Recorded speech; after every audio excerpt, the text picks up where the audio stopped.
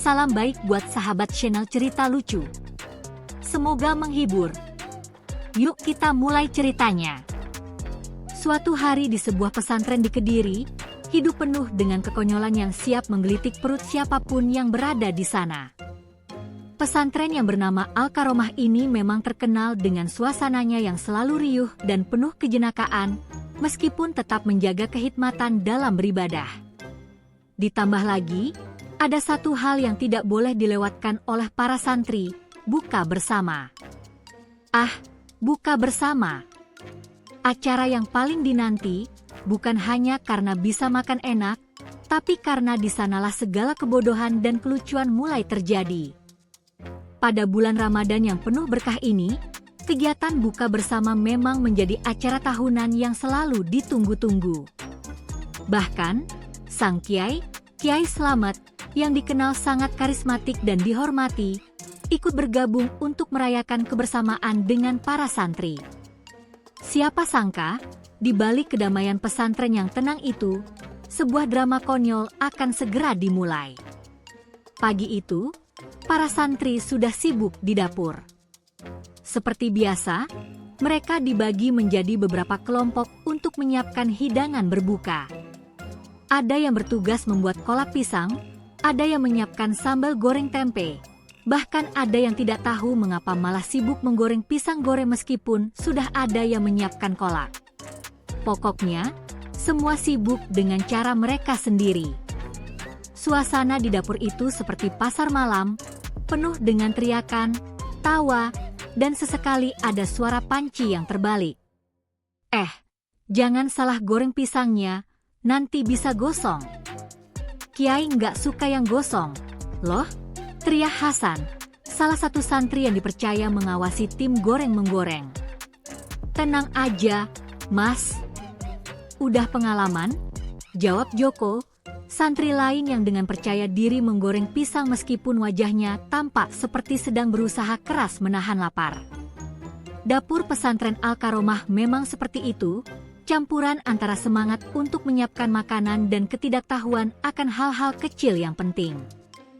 Namun, walau begitu, semua santri bekerja dengan niat yang sama, yaitu memastikan buka bersama kali ini jadi momen yang tak terlupakan. Namun, ada satu hal yang sepertinya akan jadi bumbu penyedap dalam kisah buka bersama kali ini, yakni rencana untuk memberikan kejutan pada Kiai Slamet. Sang Kiai, yang dikenal dengan wajah seriusnya, tak pernah menyangka kalau dirinya akan menjadi korban dari kebodohan para santri yang berencana menjebaknya dengan permainan cerdik. Kiai Slamet memang sudah dikenal sebagai sosok yang bijaksana, tegas, dan kadang sedikit cerewet soal aturan. Namun, ada satu hal yang selalu menjadi kelemahannya, yaitu makanan enak. Kalau soal makan, Kiai bisa lupa diri, apalagi ketika melihat hidangan yang menggoda selera. Dan kali ini, para santri memanfaatkan kelemahan itu untuk sebuah rencana yang tak terduga. Sebagai bagian dari acara buka bersama, para santri memutuskan untuk membuat hidangan spesial, yaitu nasi goreng Kiai. Nah, yang menarik dari nasi goreng ini adalah bahan rahasia yang digunakan. Mereka mengganti cabai dengan sambal pecel yang rasanya jauh lebih pedas dari yang biasanya, dan menambahkan kecap yang sudah diberi sedikit tambahan, kecap kadaluarsa, yang memberikan efek agak aneh pada rasa nasi goreng. Tujuannya satu, menguji kepekaan Kiai Slamet terhadap rasa pedas dan aneh. Tentu saja, tak ada yang tahu kalau Kiai Slamet memang terkenal dengan kebiasaannya makan dengan cepat, tanpa peduli rasa pedas atau tidak. Dan santri-santri itu tahu persis bahwa, untuk kali ini, mereka akan memberi pelajaran pada Kiai Slamet tentang betapa kuatnya rasa konyol di tengah ibadah yang penuh berkah. Sore hari pun tiba, dan suasana mulai memanas. Semua santri sudah bersiap diri. Beberapa dari mereka tampak seperti aktor yang sedang mempersiapkan adegan penting dalam film. Di luar, suara adzan maghrib mulai terdengar, menandakan waktu buka puasa yang semakin dekat. Semua orang menanti dengan penuh kegembiraan. Di sisi lain, Kiai Slamet sedang duduk di ruang tamu pesantren, menunggu acara buka bersama dimulai. Beliau terlihat tenang, seolah tak ada yang bisa menggoyahkan ketenangannya. Namun, dalam hatinya ada sedikit kecemasan. Biasanya, pada acara buka bersama seperti ini, para santri selalu menyajikan makanan yang lebih dari cukup, dan Kiai selalu merasa khawatir jika ada yang kelewat. Beliau khawatir makanan itu tidak cukup untuk semua orang. Tentu saja, akan ada banyak makanan. Mungkin ini adalah kesempatan untuk berbagi lebih banyak dengan para santri, pikir Kiai Slamet sambil tersenyum. Tapi dia tidak tahu bahwa yang akan terjadi malam ini sangat berbeda dari yang ia bayangkan. Malam itu, acara buka bersama dimulai. Semua santri berkumpul di ruang makan dengan hidangan yang sudah disiapkan di atas meja panjang. Kiai Slamet yang sudah duduk di ujung meja langsung disambut dengan tepuk tangan dan sorak-sorai para santri yang sudah tidak sabar untuk berbuka. Alhamdulillah, kita semua bisa berkumpul di sini dalam keadaan sehat. Semoga puasa kita diterima dan kita diberkahi oleh Allah, ucap Kiai Slamet sambil memimpin doa. Para santri mengikuti dengan hikmat. Setelah doa, hidangan pun disajikan. Kiai Slamet yang tidak sabar langsung melirik nasi goreng yang ada di depannya. Tanpa pikir panjang, ia mengambil 1 sendok besar nasi goreng dan memasukkannya ke dalam mulutnya. Mata Kiai Slamet langsung membelalak. Rasanya pedas banget. Tapi karena sudah terlanjur makan, Kiai Slamet hanya bisa menahan rasa pedas itu dengan meneguk air minum sebanyak mungkin. Namun, semakin banyak ia meneguk air, semakin pedas rasanya. Ternyata, nasi goreng itu bukan hanya pedas, tapi juga ada rasa aneh yang membuat perutnya terasa seperti terbakar. Ya Allah, apa ini? Gumam Kiai Slamet dalam hati. Tapi ia berusaha untuk tetap tenang dan tidak menunjukkan ekspresi apapun, meskipun bibirnya mulai sedikit bergetar. Para santri yang melihat Kiai Slamet tampak terdiam, seolah menunggu reaksi yang lebih eksplosif. Namun, Kiai Slamet tetap mencoba bertahan, bahkan mencoba mengunyah lebih pelan untuk menghindari semakin pedasnya rasa itu. Di meja, beberapa santri yang sudah menyadari rencana tersebut hampir tidak bisa menahan tawa. Hasan dan Joko yang berada di ujung meja saling berpandangan, dengan mata yang hampir keluar karena menahan tawa.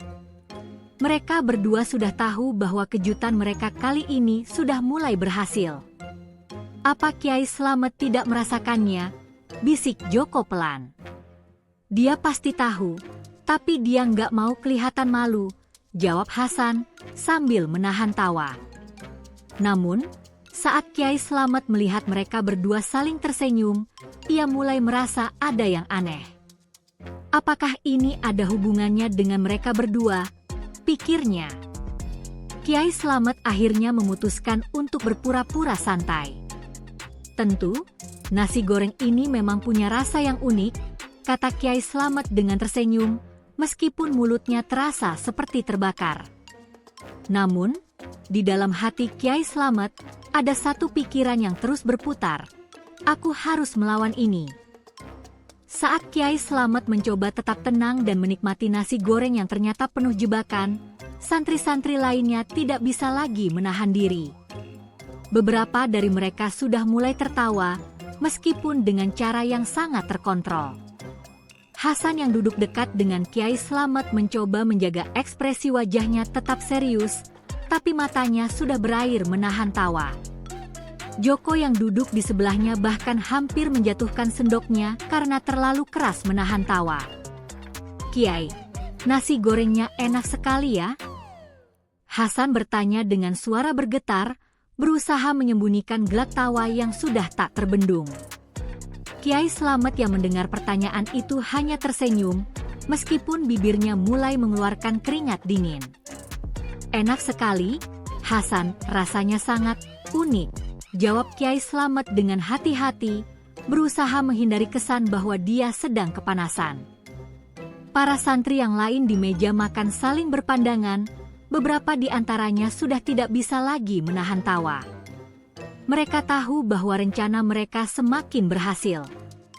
Beberapa dari mereka sudah menyiapkan handuk untuk menyeka keringat yang keluar dari dahi Kyai Slamet, tetapi tentu saja mereka harus berhati-hati.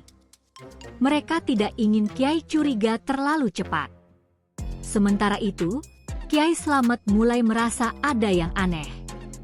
Mulutnya terasa seperti terbakar, tetapi dia masih berusaha untuk terlihat tegar. Rasa pedas itu semakin menggigit, dan mulutnya mulai terasa sepertinya ada api kecil yang menyala di dalamnya. Air minumnya sudah habis 2 gelas, dan itu hanya membuat rasa pedasnya semakin menjadi. Astagfirullah, gumam Kyai Slamet, mencoba mengingatkan diri untuk tetap sabar. Dia tahu, sebagai seorang kiai, dia tidak boleh menunjukkan kelemahan di depan para santri, terutama saat acara penting seperti ini. Tapi semakin lama, rasa itu semakin sulit untuk dihadapi. Dia bisa merasakan panasnya menyebar ke seluruh mulut, seperti ada sesuatu yang merusak keseimbangan dalam dirinya. Bahkan hidungnya terasa mulai berair. "Hasan, apa ada yang aneh dengan nasi goreng ini?" Kyai Slamet bertanya dengan suara lebih pelan, berusaha menjaga agar tidak terlihat panik. Hasan yang mendengar pertanyaan itu langsung merinding. Dia sadar, Kyai Slamet sudah mulai curiga, dan kalau sampai Kyai tahu rencana mereka bisa dalam masalah besar. Namun, Hasan bukan orang yang mudah gugup. Dia mencoba tetap tenang. "Ah, nggak ada apa-apa, Kyai. Mungkin itu karena cabainya yang spesial," jawab Hasan sambil menyeringai. Kyai Slamet menatap Hasan dengan pandangan yang penuh kecurigaan. "Spesial?" tanyanya dengan nada yang agak datar. "Apakah nasi goreng ini dibuat dengan bahan yang tidak biasa?" Hasan berusaha tetap tersenyum lebar, meskipun hati dan pikirannya sedang kalut. "Ya, Kyai, ada sedikit bumbu rahasia yang kami gunakan. Kami berharap Kik bisa merasakannya." Kyai Slamet menatap nasi goreng itu lagi, kali ini dengan penuh perhatian. Matanya tajam menilai, seperti seorang detektif yang tengah menganalisis sebuah kasus besar. Tetapi karena rasa pedas yang semakin menggila, pikirannya mulai kabur. Sepertinya bumbu rahasia yang dimaksud tidak hanya pedas, tapi juga penuh kejutan. "Saya rasa saya sudah mulai merasa." Kyai Slamet mulai berbicara pelan, tetapi suaranya mulai terdengar lebih kasar, lebih parau. "Saya rasa saya harus mencari air lagi." Namun, sebelum Kyai Slamet bisa bangkit, tiba-tiba dari ujung meja terdengar tawa keras. Para santri yang sejak tadi menahan tawa tidak bisa lagi menahan diri. Mereka tertawa terbahak-bahak, seolah tidak peduli dengan situasi yang terjadi. Kyai Slamet yang melihat ekspresi para santri itu akhirnya menyadari bahwa ada yang tidak beres. Wajahnya yang semula tenang kini berubah menjadi serius. Matanya menyipit, dan mulutnya mulai mengerut seperti orang yang baru saja menemukan petunjuk penting dalam sebuah teka-teki. Ini jebakan, kan?" Kyai Slamet akhirnya berkata dengan suara yang mengandung keheranan, tetapi juga sedikit amarah. Semua santri yang mendengarnya langsung terdiam. Hasan, Joko, dan santri lainnya yang terlibat dalam rencana ini langsung merasa panik. Mereka tahu, jika Kyai Slamet tahu bahwa mereka telah menjebaknya, mereka pasti akan kena sanksi yang cukup berat. Tapi ada satu hal yang tidak mereka duga, Kyai Slamet tidak marah. "Jadi kalian semua berpikir bisa membuat saya tertipu dengan nasi goreng pedas ini?" Kyai Slamet berkata dengan nada yang lebih ringan. "Kalian benar-benar ingin melihat saya terkejut, ya?" Tiba-tiba, Kyai Slamet berdiri, dan dengan langkah yang sangat tegas, ia berjalan menuju dapur. Para santri yang bingung hanya bisa menatap satu sama lain, tidak tahu apa yang sedang terjadi. Hasan yang paling dekat dengan Kiai Slamet hampir tak bisa berkata-kata. "Bagaimana ini, Hasan?" tanya Joko dengan suara yang hampir tidak terdengar. "Apakah kita sudah terlanjur terlalu jauh?" Namun, Kiai Slamet ternyata tidak marah seperti yang mereka duga. Sebaliknya, dia kembali ke meja dengan membawa sebuah mangkuk besar berisi air kelapa yang segar. "Ternyata, kalian sudah mempersiapkan semuanya dengan sangat baik," katanya sambil menyeringai. "Tapi kalian lupa satu hal." Semua santri yang masih terdiam penasaran, menunggu apa yang akan dilakukan Kiai Slamet. "Kalian lupa bahwa saya ini seorang kiai," kata Kiai Slamet dengan tegas. "Kalian tahu, saya sudah lama berlatih mengendalikan rasa pedas." Dengan percaya diri, Kiai Slamet mengambil mangkuk air kelapa itu dan meneguknya dengan santai. Lalu ia menatap para santri yang masih bingung. "Kalian sudah mencoba menjebak saya, tapi ternyata saya yang justru berhasil mengendalikan situasi ini." Hasan, Joko, dan para santri lainnya hanya bisa terdiam. Mereka tak tahu harus berkata apa. Mereka merasa sudah kalah telak dalam permainan ini. Kiai Slamet hanya tertawa kecil, dan untuk pertama kalinya malam itu, suasana menjadi lebih santai. "Namun, kalian harus tahu, ini adalah pelajaran bagi kalian semua," kata Kiai Slamet, kini dengan senyuman yang lebih lembut. "Makanan memang bisa menggoda, tetapi yang lebih penting adalah niat dan kebersamaan kita. Jangan biarkan rasa pedas atau hal-hal sepele membuat kita melupakan esensi dari buka bersama, yaitu kebersamaan." Santri-santri yang mendengar nasihat itu mulai merasa lega.